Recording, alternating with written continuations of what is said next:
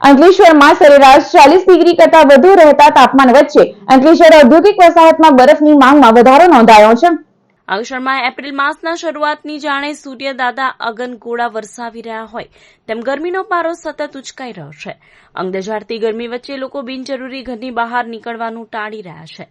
જોકે અંકલેશ્વરમાં ગરમીના વધતા પારા સાથે બરફની માંગમાં વધારો થયો છે. અંકલેશ્વર ઔદ્યોગિક વસાહતમાં 1500 કરતાં વધુ નાના મોટા એકમો ધમધમી રહ્યા છે, જેમાં ફર્મા, ડાઇસ, ઇન્ટરમીડિયેટ જેવા પ્લાન્ટમાં જ્વલનશીલ કેમિકલમાં બરફનો ઉપયોગ થતો હોય છે. જેમાં વધતી ગરમી વચ્ચે કેમિકલનું તાપમાન સંતુલિત રાખવા બરફની માંગમાં વધારો થયો છે.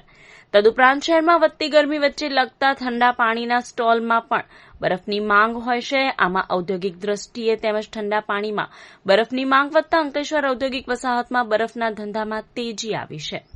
નમસ્કાર, મારું નામ સમત ખેરાની છે અને અંકલેશ્વર ઔદ્યોગિક વસાહતમાં 15 વર્ષ કરતાં વધુ સમયથી અમારી બરફની ફેક્ટરી આવે છે. અહીંયા બરફનું ઉત્પાદન થાય છે. હાલમાં ભરૂચમાં જેમ કે આપણે જાણીએ છીએ કે 42-43 ડિગ્રી આસપાસ તાપમાન રહેતું હોય, આ આકરી ગરમી વચ્ચે બરફની માંગમાં વધારો જોવા મળી રહ્યો છે.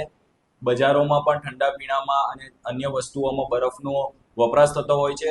સાથે સાથે જ અંકલેશ્વર ઔદ્યોગિક વસાહતમાં કંપનીઓ પણ આવેલ છે અને આ કંપનીઓમાં પણ બરફનો વપરાશ થતો હોય છે.